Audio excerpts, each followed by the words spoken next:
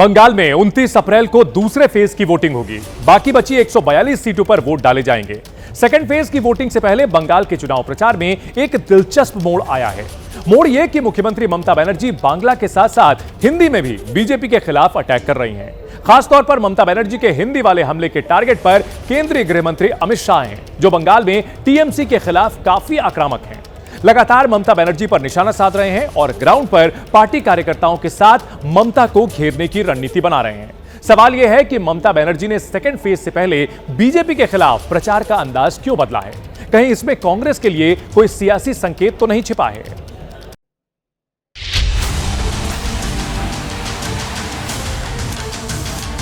पहले चरण के मतदान ने ये पक्का कर दिया है, कई जिलों में टीएमसी का खाता भी नहीं खुलेगा। सभी लोग विजय के संकल्प का मुट्ठी भींच कर बोलिए, जय श्री राम।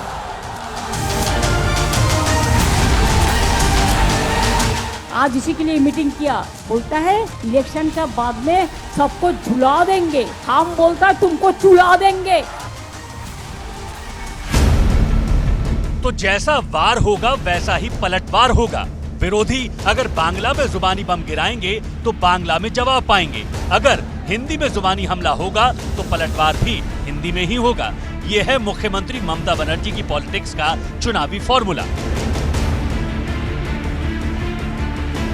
सेकंड फेज की वोटिंग से पहले ममता बनर्जी ने अपने प्रचार की रणनीति को नया टर्न दिया है। टर्न ये कि ममता बनर्जी बीजेपी नेताओं के हमले का जवाब हिंदी में दे रही हैं। खासकर प्रधानमंत्री नरेंद्र मोदी और केंद्रीय गृह मंत्री अमित शाह जिस तरह से लगातार ममता बनर्जी को घेर रहे हैं, अब ममता बनर्जी भी उसी भाषा में उन्हें जवाब दे रही हैं।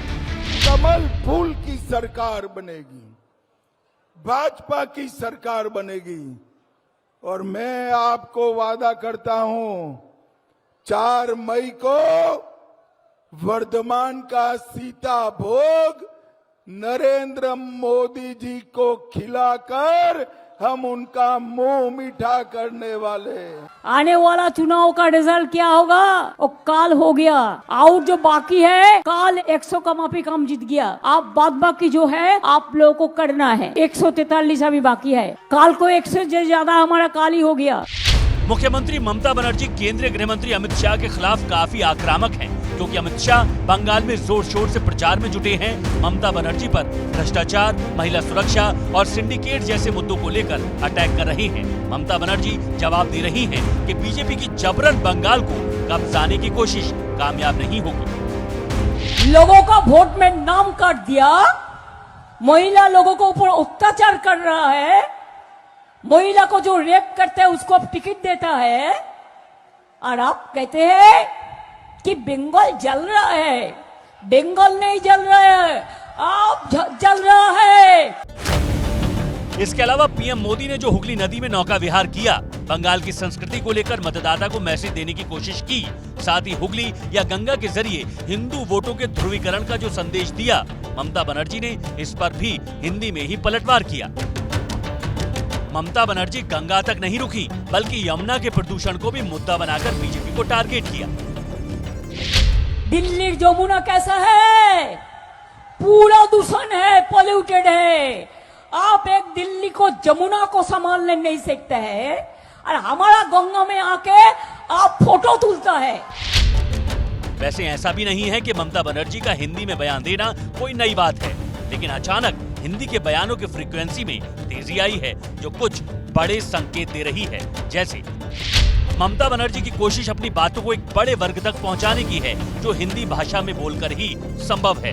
दूसरा, ममता बनर्जी बीजेपी पर भी इसलिए हिंदी में हमले तेज कर रही हैं, क्योंकि बीजेपी उन्हें हिंदू धर्म का विरोधी बताती है, उनके हिंदी प्रेम पर भी सवाल उठाती है। ममता दीदी कभी कभी हमारे हिंदू को भी भूल जाते हैं और बंगाल में हम लोग हैं ये बात भी ममता दीदी कभी कभी भूल जाते हैं। माइक लेते हैं, दाहिने तरफ जाते हैं बोलते हैं इंशाअल्लाह और बायां तरफ जाते हैं बोलते हैं खुदा हाफिज। जिस प्रकार से पश्चिम बंगाल की जनता को माँ माटी और मानुष के नाम पर पूरी तरह से ठगा गया। अब इस मिट्टी में माँ के साथ जो अपमान हुआ उसका बदला पश्चिम बंगाल की जनता लेने जा रही है। अब हर तरफ एक ही आवाज है, कमल खिलाना है।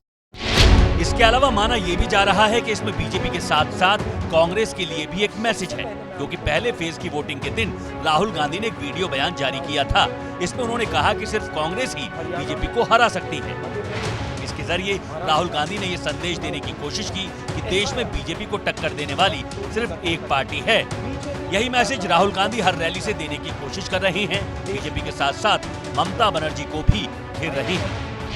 तो नरेंद्र मोदी की पार्टी करती है, उनके एमएलए, उनके एमपी महिलाओं पर अत्याचार करते हैं। और यहां पे बंगाल में RG Kar rape and murder case हुआ।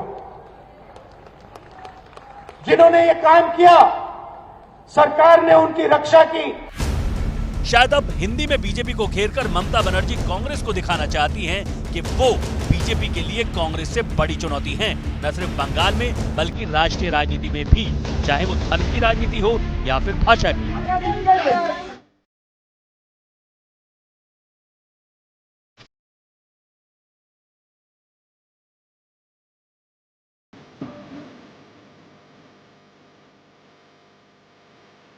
कि बंगाल को उसकी पहचान के लिए मोहताज करने वालों के सामने यह पहचान का संकट हमें खड़ा करना है।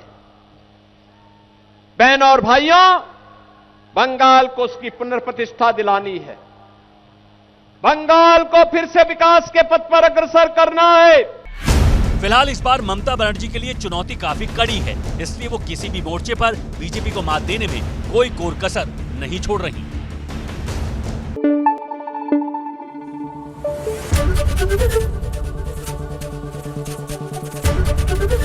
एबीपी न्यूज आपको रखे आगे।